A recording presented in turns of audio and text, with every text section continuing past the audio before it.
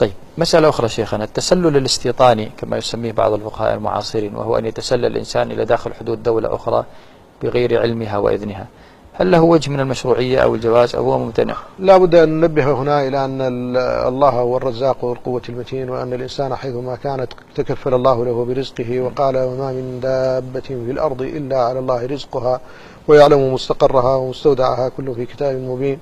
والشباب الذين يعرضون أنفسهم للهلاك ويهاجرون إلى بلاد الغرب ويدخلونها بغير إذن وبغير تأشيرة صالحة، ويخاطرون ويغامرون ويهلكون خلائق في كل يوم، تغرق الزوارق والسفن على أطراف أوروبا وهي قادمة من الجنوب، وهذه كارثة ورزية ولا يمكن أن يشك مسلم في حرمتها، والمخاطرون فيها قطعا مجرمون على بلدهم وعلى دينهم وعلى أمتهم. الحرمة من جهة التعرض للهلاك أو من جهة تعرض للهلاك والتعريض أيضا شعوبهم للمذلة والإهانة، وتعرض نفسه للمذلة والإهانة لو نجا.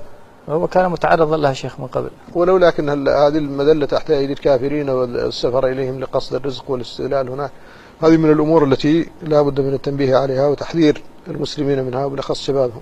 أما فيما يتعلق بالدخول بين البلاد الإسلامية مثلا، انتقال من بلد إلى بلد، فلا بد للإنسان أن ينضبط بالضوابط التي فيها الإذن له بالدخول، وهذه الضوابط تجددت وطرأت ولم تكن قائمة من قبل، والإنسان في الأصل مأمور بالسير في مناكبها والابتغاء من رزق الله في الأرض التي يحل له فيها ذلك. لكن بما أن هذه الأمور تجددت وأصبحت شرطا، وأصبح الإنسان إذا خالفها عرض نفسه للأذى، لا ينبغي للمؤمن أن يذل نفسه. طيب.